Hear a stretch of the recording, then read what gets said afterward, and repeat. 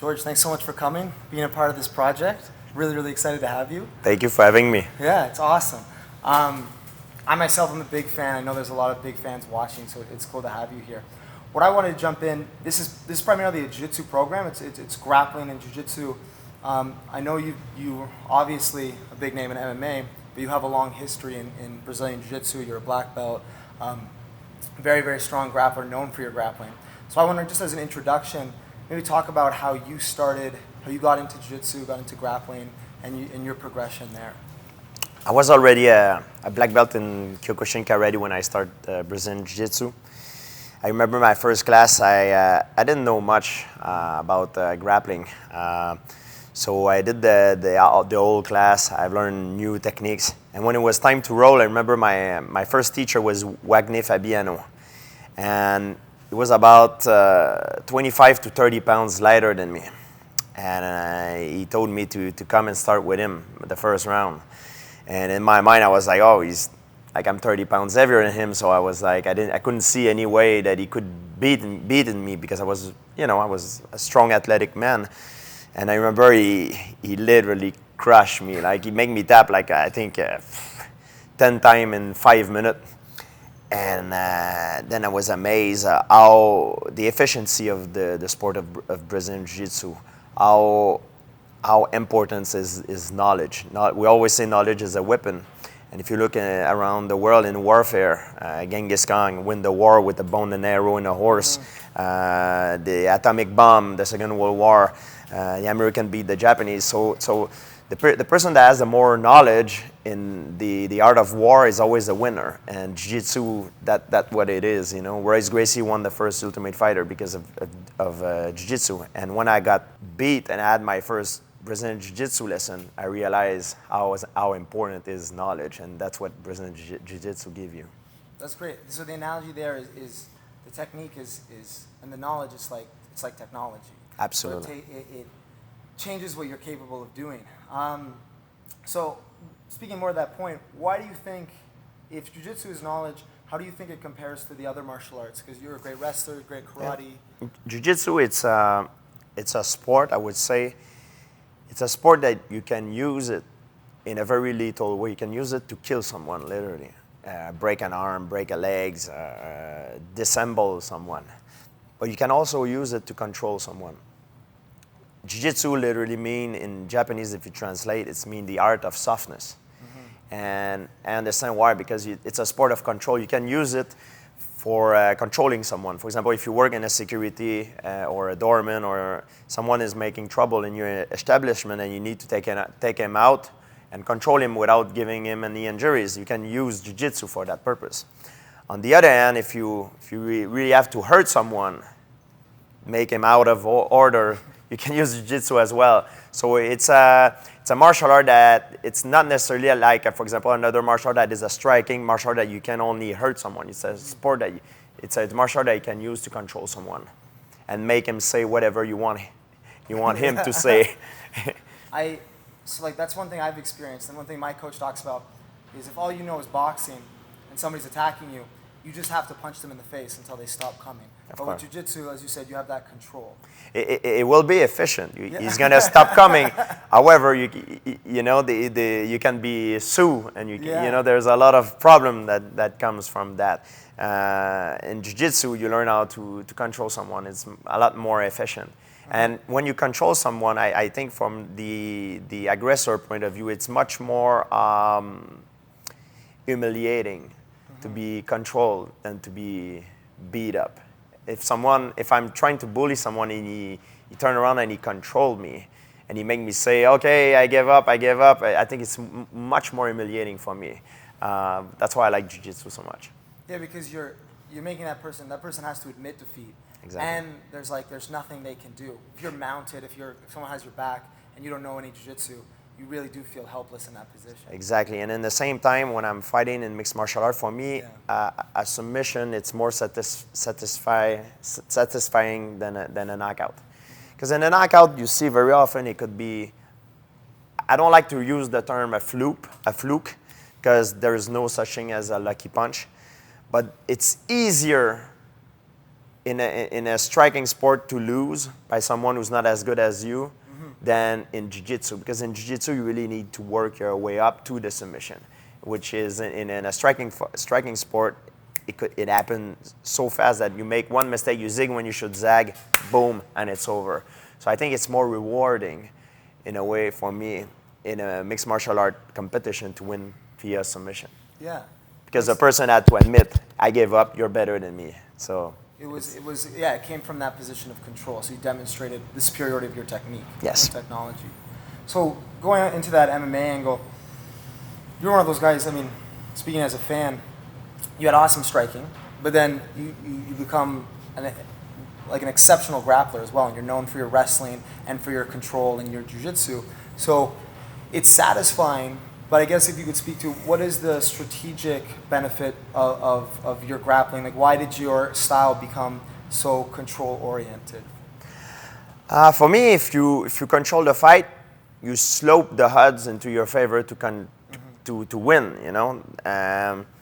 And I control the fight, not only my grappling, I control it with my distance control, standing up. And if I make my opponent frustrated because he doesn't get to the right distance to hurt me, so that's mean he want to overcommit himself. And that's what I use my takedown. I bring him down and I bring him into my world. And when you fight on the ground, you reduce the possibility of getting knocked out, because the punches and the strike are not as powerful because of your balance and the gravity, the way you're positioned. So it's more into a technique game, and the guy with the superior technique and knowledge normally wins. Yeah, and so that's cool. You could reduce it to distance management. So there's distance management on the feet, yes, and then there's takedown, and then when you're grappling, if you're on top, you're just controlling that distance the entire time. Of course, the grappling in the grappling into a pure grappling competition and the grappling technique into a mixed martial art competition are totally different.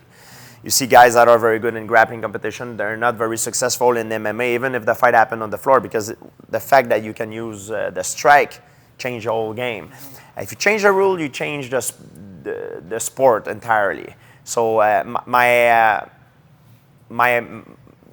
my best thing was I was not the best at one area, at one discipline. I was very good at mixing it all together. Yeah, one of those. I mean, for me, when I think of you, I think of one of the first those complete mixed martial artists who you're very, very good in every area. There's no place you could get taken that you were not comfortable. I'm very good at every area, but I'm not the best in those at one area. You know, there is guys that are much better than me in one area. So what I do is when I fight them, I avoid to fight them where they are at their best, and I bring them out of their comfort zone into my world where I could have the edge on them. That's great. So some people might not know you're a BJJ black belt. So you've also trained in the gi, and I'm just curious if I could pick your brain about your opinion on gi training as it relates to MMA. Yeah. So and versus no gi training and these kind of things, and how those complement each other. First of all, I started doing martial art to defend myself in the street. Yeah. So my first priority is my safety. It's not related to the sport. So I prefer to know how to defend myself in the real world. And in the real world, everybody wears a gi. You know, like I can grab you, you can grab me. So we all wear a gi. In winter in Montreal, like we all have a big coat. So everybody wears a gi. Of course, in mixed martial arts, it's a different thing because there is no gi. So there's a lot of the technique that you can't use. For example, the choke with the gis cannot be used because you don't have any clothes on you. But I believe that if you get good with the gi, it will make your your game without the gi good as well. You know what I mean? You need to change certain things. You need to adapt to different techniques. Especially, for example, the leg lock are easier to do if you don't have a gi. But you need to adapt yourself. But I think it's always better to start, if you never grapple in your life, to start to do it with the gi at first, because it will teach you also how to defend in everyday's life, you know? Mm-hmm. I think that's interesting. You comment about defending yourself first and maybe starting with this martial artist perspective rather than trying to win at a sport, something like that. I'm a martial artist first, and I'm a fighter second. And then second, even third, you know. I like the martial arts spirit, the martial art aspect of the Brazilian Jiu Jitsu. And for me, it's more important than being good and win a belt. I think it's the knowledge that I can get to defend myself, defend someone that I love, my safety, it's more important. So what does a martial artist mean to you? Because I know that means different things to different people. So when you... A martial artist means that he is training to get closer to perfection without even never achieving it. He will get closer, he will get better. You will get more knowledge. You will be more well-rounded, have a different, bigger repertoire of technique, and become a better fighter. For sure, there's a time that the age will catch up to you, so you might not be a better competitor, but in terms of knowledge, you will get better. So you will be able to transmit this knowledge to someone as well, and it could be an advantage to pass on your knowledge. It's always good. So that's the definition of a martial artist. A fighter will always only train for competition. There's a lot of fighter in this game, but there is not a lot of martial artists. You see a lot of guys in between fight, they get fat and out of shape. Sometimes it's a sign that they're not necessarily a martial artist. They're mostly fighters. We're all a little bit of both, but some are more one than the others. Yeah. So it's that pursuit of self-improvement. And I liked what you said there about how, you know, you might be becoming a worse fighter because you're getting old, or I don't know, maybe you have circumstances in your life that are stopping you from training. But you can still become a better martial artist if you're just trying to improve a little bit. Yes, and also Jiu-Jitsu, it's not only on the mat. Jiu-Jitsu is how you treat people in real life. When I train Jiu-Jitsu, when I get into the dojo, I bow to my instructor. I'm not saying, hey, you, and there is a certain line of conduct. When I train with my training partner, if he's much smaller than me, I'm not going to try to overpower him and hurt him, to take advantage of him and bullying. Because I'm not going to learn anything. And I would not like someone bigger to do that to me as well. So there's a certain line of conduct. So the line of conduct that you learn into Jiu-Jitsu, for me, it's important that I apply that in my everyday life. So that's the difference of a martial artist. A martial artist will apply those principles into their life. A fighter will he don't care. He just get there to become a better fighter, and he has no line of conduct. One thing that I wanted to talk to you about, in terms of, you talked about starting this when you were younger, when you were getting bullied, and using this as a way to deal with this negative energy. I know you've said before, you've talked about fear in fighting, and you've talked about the role of that, and admitted to being afraid and not liking the actual fight itself. Yeah. And I wonder if you could talk a bit more about that. So at first I started to defend myself and canalize my negative energy. Then I became very good at it. And when I became good at it, I started to compete. And as I started to compete, I started to learn different martial art. And I saw Royce Gracie, win the first UFC. And then right away I got very inspired by him. And I knew right away that's what I wanted to do. Of course, when I said it, everybody laughed at me. So I started doing it to defend myself, to canalize my negative energy. Then after that, I started doing it to compete. Then competition, I realized at one point I was very good. I had title shots, so I realized that now it's not only competition. I will actually can make a living out of it. Mm-hmm. And the sport become more popular. So now I do it for a living. Mm-hmm. And do it for a living, sometimes it's stressful. When you have stress, and now that every opponent get better, and the pressure is higher every fight, and it's get bigger and bigger. And I never really liked to fight in the first place. Things went one after the other, and I kind of didn't have. I had a choice to get out of it, but I kind of liked the process of it, and without it got so fast that I started doing it to defend myself, and then boom, a few years after, I do it for business, for living. And I never really liked to fight because I first started to avoid fighting, and I ended up doing it for a living. But I guess the best way to explain it is I hate to fight, but I love my life. I hate to fight, but life is beautiful for me. It allowed me to have a freedom that almost nobody can get. Certain access to things that most people cannot get. Also, I can have my lifestyle. I love my lifestyle and my freedom.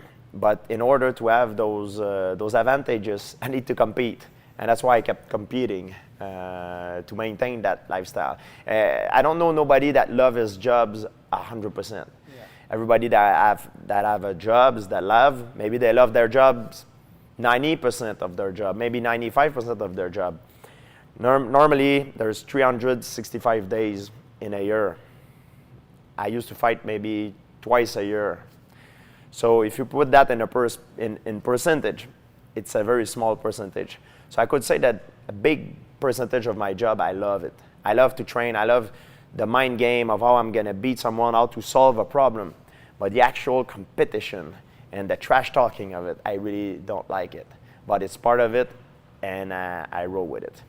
I think there's something inspiring about that. I think it's really inspiring because some people watching you get in the cage, they might think, oh, you're like a different type of person. You know, like you're not the same. But when you say, you don't like that either, but you do it because you recognize, sometimes you're going to have to do these difficult things to kind of get the kind of life you want. I think that's an inspiring message. And it's true. I don't think it's me who's fighting in a cage. I think right now you're talking to Georges St-Pierre. Yeah. When I fight in a cage, I'm GSP. Yeah. GSP is not the same person as Georges St-Pierre. GSP is like the Clark Kent and Superman. You know, like GSP I'm putting a mask. Even though I'm scared and terrified inside, when I'm going to fight, I have to put my poker face and go all in. I have no choice. In order to maintain my lifestyle, I have no choice. So I do it. It's part of my job, and I became very good at it, very successful at it. And I've learned it in the schoolyard with the bully. What I've learned is how I get rid of bully is by putting a mask on me. That's what martial art taught me. I was getting picked on when I was young because I was a kid that lacked a lot of confidence. I was like looking down, shrugging my shoulder, and I looked like a very easy target to the bully. If you look at nature, the lion, the predator will always prey on the easiest prey. The oldest, the one that are sick or weak or injured. And I was the same thing. I was a very easy prey. And what martial art gave me is the confidence. I knew how to defend myself, and also it create more confidence in me. And I knew I needed to put a mask because when you play poker or you're going to fight, you can't show your weakness, and that's what I've learned. So by changing myself from the inside out, I changed my environment as well. And I like that as like it's almost like a different kind of self-defense, right? Yes, and I do the same thing when I'm walking to fight every single time. I act like it's impossible for me to fail, and I am excited to go in there and to find out how I'm gonna win. But in reality, deep down inside, I'm, oh my God, what the hell I'm doing here? But there's a psychological transformation that occurs when you work. We say in English, you fake it until you make it. Yeah. So I put on a mask. The day of the fight, I put on a mask. Even my trainer, sometimes I wake up with terrible headache. When I fought Nick Diaz, I had a terrible headache. I didn't rehydrate very well. I had a health issue, and my trainer said, "How do you feel?" I said, "I feel great." You know what I mean? I'm putting a mask. I lie to them, and I even lie to myself. And James Lange theory says that you can, from your physique, the way you act, you behave, you can change your psychologic, and that's what I use every single time I fight. So could you speak a little bit more about tips you have for putting on that mask? So you have just saying, like Yes. saying positive things? Yes. And what else? So of course, you won't be able to, confidence is a choice. Of course, if you don't put the work, you won't be able to do it. It's the same thing if you have an exam at school and you try to look confident, but you have not studied. It's hard to do it. You need to put on the work. And I know every time I don't cheat, I don't cut corner, I put the work into it.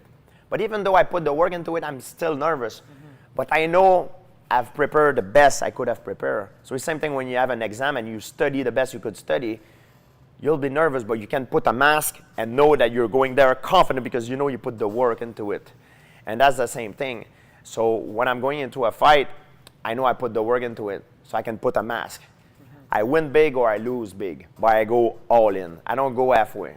You have to go all in this game. And my trainer always told me, the two most important thing, John Denaro said to me, the two most important thing for a fighter is confidence and skill and knowledge. Skill and knowledge, it's one, and confidence, it's two. If you have the skills and knowledge, but you don't have the confidence, it would be the same thing. Let's say you have a lot of money in your bank account, but when it's time to buy something, you don't have access to it. You don't have your credit card to take out the money. So it's useless. If you have all the skills and knowledge, but you don't have the confidence, it's useless. On the other hand, too, if you have the confidence, but you don't have the skills and knowledge, that means you have a credit card, but you have $0 in your bank account. So you can't go far either. That makes sense. So you need both. And that's what is very important. Skill, knowledge, and confidence. When it makes everything together, when you mix it all together, that's where magic can happen. Yeah, because I mean, you see those people. You see people in the gym who they're great in the gym, and then in jiu-jitsu competition or MMA fight, there's that break. And so for you, under this system, you say that there's an issue of confidence. There's an issue of you don't have access to your money. You don't have access for some reason. Yeah. This is, it happens very often. And sometimes it's the other way around. There's guys that they're not that good in the gym. Then when they compete, they're like, my God, he's doing much better than I thought. Yeah. And there's the other type of guy that are very good in the gym. They're kind of bully in the gym. But then when they compete, they're like, man, what the hell happened to this guy? And this is true. That's what makes champion. Champion have the capacity to be good when it counts, when it matters. You know? To be a champion, you need to be good when it matters. At that time, at that location, under those conditions. That's what it is to be champion. Some guy, they just can't turn it on. And that's what makes the difference. Very often it's because of psychological problem. You know, they got crushed by the pressure. You know, they felt overwhelmed. The fear, it's normal to be afraid. Kasamoto used to say to Mike Tyson, I remember, and I use that in my psychological training. He said, fire, it can help you cook your food, you know. It could be your friend. It could be a good thing. But it can also burn you. So fire can be a good thing. Fear could be a good thing. Can elevate you, make you more sharp. Your reaction time, your decision-making time. You'll be on the edge. You'll be faster. You'll be sharper and quicker. However, it could also make you crumble under the pressure. You need to take it for what is good, not for what is bad. Because sometimes I see people, and I guess they'll be going too far the other way, and they say, "Oh, I don't care. This doesn't matter. It's no big deal to me." But you're saying that's wrong because you're getting rid of the fire. Yeah, just enough. You need. There's a perfect center. Being too less is not good. Being too more is not good either. There's a perfect center. It's like focus. People think if I'm focusing, I'm gonna arrive 3 hours before my fight and focus, and it's not gonna make you better. It's too much. So being too much focus, that means you're like this. You don't see what's going on because you're here. You don't see anything. You see, you're closed-minded on what is in front of you. So you don't. If I'm fighting and I'm too focused, I don't see how much time left there is. I don't hear the instruction of my coaches. I don't see the outside. I don't hear what the other coach is telling to my opponent. Because I always had an advantage. Most of the guys, they speak English. I speak French, and I understand Portuguese as well. So a lot of the Brazilian and the American I fight, I was able to understand what their coach says. And if you're too focused, you're focused on one thing, on your opponent, you forgot what's going on around. And you need to be conscious of your environment. On the other hand, if you're not focused enough, you might lose sense of what is going on, and then you get clipped. Yeah. So in the perfect zone, you need to be in the perfect zone. Not too much distracted. Not too much focus and not too much distracted. Perfect zone. When I fight, every time I competed, I knew exactly where my parent is sitting. I know when they came, of course, the fight. I know where my friend is sitting. I heard my cornerman. I know what the other guys are saying. I know how much time left there is. I know my mind is working, and I'm focused on my opponent. I'm very nervous, and I use all that energy. So some guys, they can't deal with all this pressure. They don't know where to put themselves into this. But that comes with experience, of course, but also that, it comes with, I think it's like a training. You need to do a lot of imagery. It's very important. Yeah, I'm just talking about that idea of focus. I know when I did my first MMA fight, my coach was yelling at me to breathe because I was too hyper-focused. I was thinking about the situation. I wasn't even breathing. I wasn't relaxing at all. And it's just that example. Because that's the silliest thing. You think, obviously, you're going to remember to breathe when you get in there. But you get in that state of hyper-focus like you talk about. Yes. You're not listening to anything. Right? Yes, you need to be able to have be in the perfect zone. Not too much. Too much focus is not good. Too much distracted is not good either. You need to be in the perfect zone. And so you were talking about, you said practice, and you said imagery. Yes. So how do you use imagery? What is your visualization practice? So imagery, it's visualization. And it happens every time. Sometimes you drive, sometimes you're walking somewhere, sometimes you're eating, before you go to bed, when you take a shower, when you brush your teeth. It can happen every time. You have imagery. And the closer the fight is, the more imagery you get. And sometimes some of the imagery you get, sometimes you win, sometimes you lose as well. However, when you do imagery, you never allowed yourself to finish your imagery, your sequence of visualization on a negative note. So let's say I'm visualizing that I win, it's okay, I can finish it and go to something else.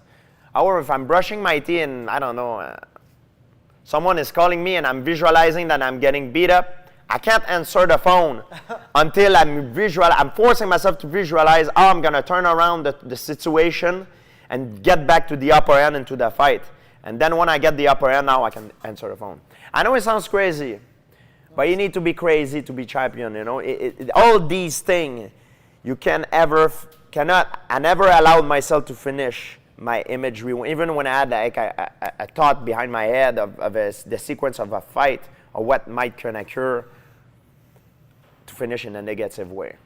And I know it sounds silly, but my last fight with Michael Bisping, the rear naked choke, the fight happened, the sequence of the finish happened exactly, not exactly like I thought, but I had many visualizations that I finished Michael Bisping with a rear naked choke. Some he tapped, some he didn't tap. Some happened, of course, on a different situation, different position. But I had different imagery that I finished Michael Bisping with a rear naked choke, maybe more than 100. So very often those imagery are imaged of the future for you. Or it might not be exactly the same future, but will be one parallel universe future that you could think of. I know it sounds silly, but never finish an imagery on the negative note because it's not good for your confidence. Yeah, I think that's you're always the winner in your own world. And when the fight happened, because you've always been the winner during the last hundreds or thousands last time, when the fight will happen for real, you will be the winner and you will finish you will have the confidence. Because you've already won 1,000 times. Yes. So why you will not won 1,000 and one time? That's great. It's like in a training room. Very often when it's you have a training partner that is very competitive or maybe he's better than you, maybe he beat you like 50 times. But the 51st time it was very close and the 60th time you start beating him. Very often you will see a shift. Now you will start beating him because it's all psychological. You will become better in it. That's how you see progress. Progress happens in a training room. Doesn't necessarily happen in a fight. It happens in everyday's life. And that's why when you do imagery, you always have to win. Never let your opponent win in your head. Of course, it will start better, but you have to finish the imagery in a good, positive way. Yes, so the idea there is, once you get close once, then you can start imagining yourself, easier for you to imagine yourself winning. And then once that imagery comes, it starts happening. It happened just as much as other people that have negative thought in my mind. And of course, those negative thoughts is very important because it happened in real life. You need to know what you're gonna do if you get stunned or something. You need to know how you're gonna react. But if you prepare yourself to react accordingly to a certain ways, when it will happen the second time in the fight, it's already programmed behind your head. I think that's great. So, speaking of that, what if someone is having, I don't know, if someone is having trouble getting that process started, you know, because some people, this might be very new for them. You know, they haven't competed before, or they're fighting for the first time, and it's hard for them to get that. Like that person who just keeps losing to that training partner. How do you recommend they start that process? They just got to force it, or what's the? Everybody lose in the beginning in mixed martial art, especially in jiu-jitsu. Yeah. It's a very humble beginning. Yeah. You have to lose. In jiu-jitsu, you start to learn how to lose before you start winning, and it's a normal process. Everybody go through that process. I don't care who you are. Everybody have start the same way. You learn how to tap before you make someone else tap. Of course, some guys are born with some better predisposition. They're more athletic than others. They have better cognitive attributes, so they can learn faster, you know, of course. But everybody go through that phase. And nobody can say, oh, I had it hard in the beginning. It's normal, you know, everybody has it hard. Mm-hmm. But that's how you recognize a winner. It's how he bounced back from adversity. Mm-hmm. When things go well, it's very easy. When things go well, everything goes well. But how are you going to bounce back from a negative thing? That's what determines you. So realize that moment of losing and having difficulty is just as important. Don't give up, because that's the normal ways into jiu-jitsu.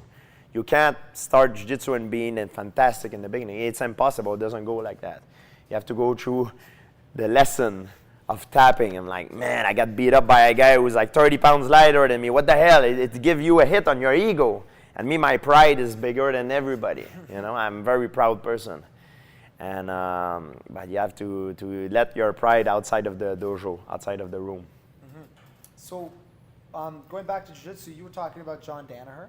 I'm just curious if you could talk a bit about, him, obviously, and just some other people who have influenced your jiu-jitsu and what you have taken from them along the way. Yeah, John Danaher, he took me in New York when I came in New York and started teaching me. And that's when my jiu-jitsu rock up to the sky. You know, I was able to train with some of the best grapplers in the world in New York at Renzo Gracie. And I had a chance to always have great teacher in my life. I had Wagner Fabiano, Angelo Ixaracos, Fabio Hollanda, Bruno Fernandez, Firas Zahabi. Then I had many, Sean William, I had John Danaher. I had so many different teachers in Brazilian Jiu Jitsu. And I was used to train with the Montreal Olympic wrestling team, which has some of the best wrestlers of the country. It's the best wrestling academy in the country. So mixing all that together, I was very fortunate to meet the great people at the right time. Mm-hmm. So there's a value there to kind of learning a bit from a lot of different people and kind of taking. So for example, you go, if you want to learn wrestling, you're going to a wrestling club. Yeah, all my trainers, Wagner Fabiano, Angelo Ixaracos, Fabio Hollanda, Bruno Fernandez, John Danaher, Sean William, they all had different things that they have taught me that I keep still until to this day with me, that make me a better martial artist. Because everybody is different. Everybody has a different body and a different mind. And sometimes I can teach you something that might not be working well for you, but for me it's going very well. And sometimes I will learn something from somebody else that will, wow, I'm going to grab that and put it into my back pocket because I love that. So sometimes it's a very weird thing, you know, like a very weird thing. You know, Jiu-Jitsu, it's a sport that, you know, you have to learn from everybody. And that person that you learn it from learn it from someone else also. Yeah, because there's just so much. That's one thing about jiu-jitsu. There's just so many different positions. Yeah. So much different stuff going on. For the mental thing, is it's very important that whether you train for a fight, whether you're going to apply for a job, whether you ask a girl on a date, or you need to know what is your objective. You need to focus on the objective. The objective is the things you need to do to win. For example, everybody, you shouldn't make your homework. Like my objective thing when I fought Michael Bisping was a lot of movement, never stay in front of him, all the way in or all the way out. If I put him down, make the most damage and be very opportunist because I know he's going to turn it, when he tries to stand up, he's going to turn his back. And I can be opportunistic.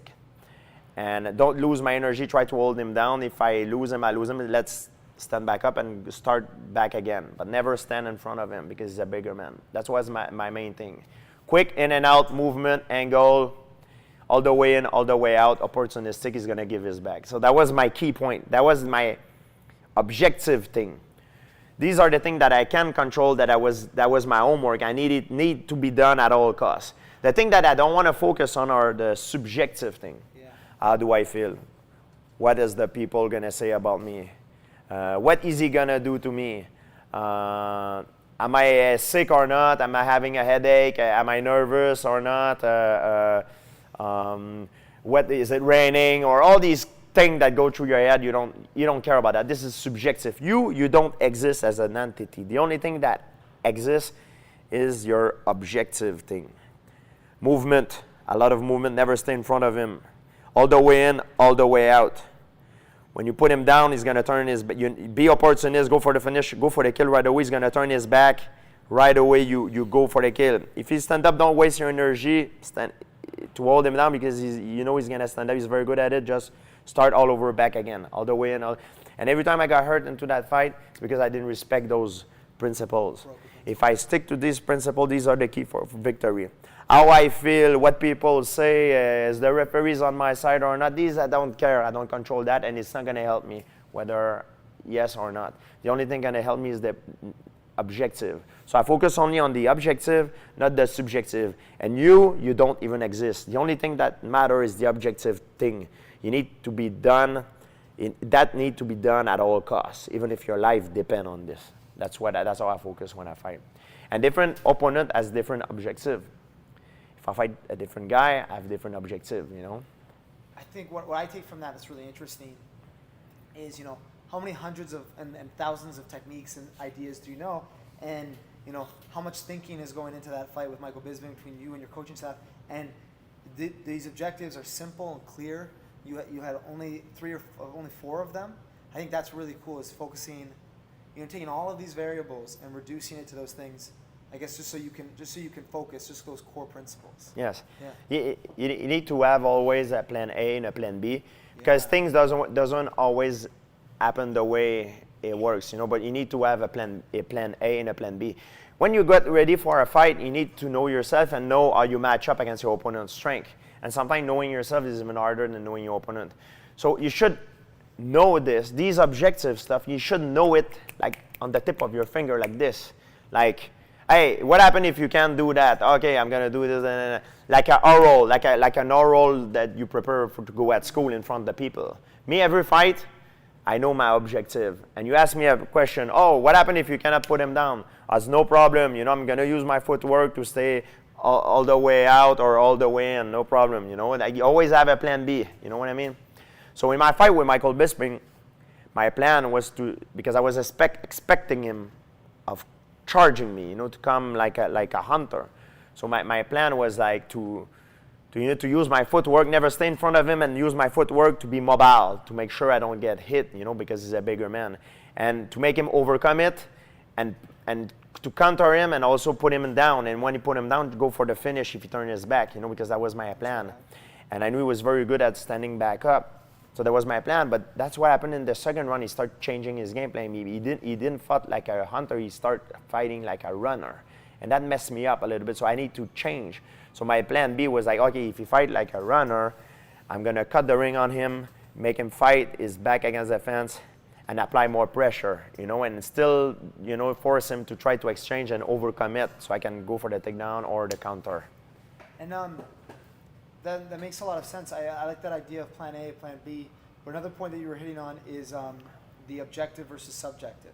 I think that's incredibly important. So I wonder if you could just speak more about that. What's the difference? You give examples, but how can you tell the difference? How can you keep your mind on the objective? Objective is the key point. Yeah. It can be resumed into 5 line or 3 line. Yeah. It's the key point. Things that are the action that need to be done in order for you to success.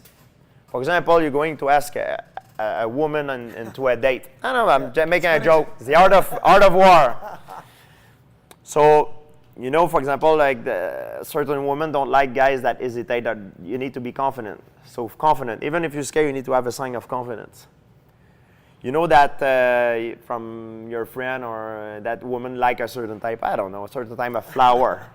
So you bring the flower, you know what I mean? And, you know, like, you know, she like to go, I don't know, on a certain type of food at restaurant. Boom, these 3 lines.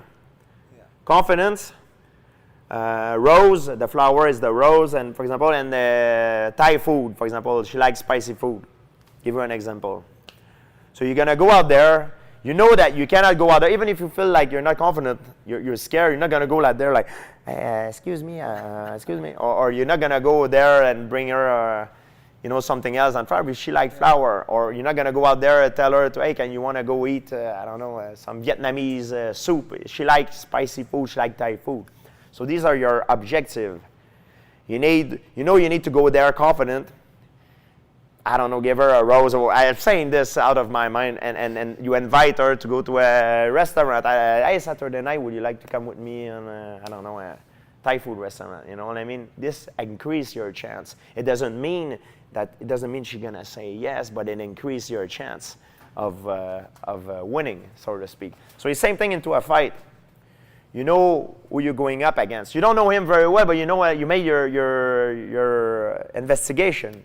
You know what he liked to do, so you know what to do to counter his strength and bring him where he's the weakest, outside of his comfort zone. So you make your objective stuff into this. You know what you're gonna do to him in relation of that. It could be only 3 lines, and also your subjective thing is thing that you don't control, how you feel, things that are not going to help you, how you feel, things that you don't have any controls into it. You know, if you get into the restaurant to go see that woman, what happens if you see your cousin there? Are you going to be like freezing? Or like, no, it's like you go and you don't focus on that. There's nothing else matter. You need to be there confident, invite her to, I don't know, you know what I mean? That's how it's the same thing in a fight. You go for a job interview, you're not going to, you need to look confident, look like you're a good worker, man, and be interested of the job. You're not going to go there like, yeah, I see this job, and I think it will fit me very well. You know, you're going there, a firm handshake, say, yes, sir, I'm confident, yeah, I'm interested for it. You sit down straight, and you look like you're interested. So all this has to do, it's all these points are all objective points. So when you fight, it's the same thing. When you fight, you have to need to have some, it could be only three things. But these 3 things need to be done at all costs. If you fail in one of these 3 things, it decreases your chance of success. So we talked before about focus. So I think that this makes sense of keeping these objectives in your focus and keeping everything else outside of that focus. So that's don't have it too wide, so you start worrying about the subjective things. But don't keep it too narrow so that you forget some of these principles. That's great. That's really, really cool. I try to make the best example out of my head, but I might not be really applicable. But I think it applies to more people than a UFC. Yeah, exactly. Right? It's that in their life. It's the same thing. Yeah, right. You go to apply for a job. You can't. You have to be there, good and chase. Yes, sir, I'm there. I'm. You know what I mean, and not sitting down like straight and be interested. If martial arts can give you that, that's huge. If you can just walk away with the ability to apply that mindset to a job interview, to talking to someone, to asking someone out, that's going to change your life. When I used to go in school back in the day and I got bullied, I knew that if I change my demeanor, the way I walk, when I look where I'm going, I look straight. I don't look down like this. I don't shrug my shoulder. I look here, and I'm going like. And if I shake someone's hand, I shake it. like this, you know, and straight, not like, you know what I mean, like I used to be. I knew it would change my environment. So these were the objective thing that I needed to do in order to succeed. And the same thing in everyday's life. You know, you know what you need to do to, but just focus and apply it. And these need to be done at all costs. No matter how you feel that day, it need to be done. You know what I mean? Yeah, and I was talking to that. Did you have an experience, or was there a fight where you really learned this lesson and it really got solidified for you, or where you saw how this mindset was paying off, or you broke from that mindset and you know? But if you look at nature, it's a good example. If you look at nature, all predatory animals, they all go, when they hunt, they don't hunt for the big, the lion will not rarely hunt the big, strong bull, the dominant male. Mm-hmm. They will go for the one who's injured, or the older one, or, you know, a kid, you know what I mean, like a baby. So either he's weak, he's injured, or he's old, you know what I mean? In our society, it's a little bit the same thing. Sometimes the person that look the weakest is the one that lacked confidence. You know, he's the one that gonna let himself being bullied the most. And yeah, that's what it was for me. That was the problem. You know, mm-hmm. So I just put a mask and change it. You know, I mean, everybody can act. Everybody can change it. And by changing it, you will have a psychological transformation. And I had my homework done as well. In the same time, I was learning how to defend myself. So I knew if someone would, let's say you put your hand on me, for example, this hand, I knew like boom, and then I would go, and you know what I mean? I knew these things. So I made my own work.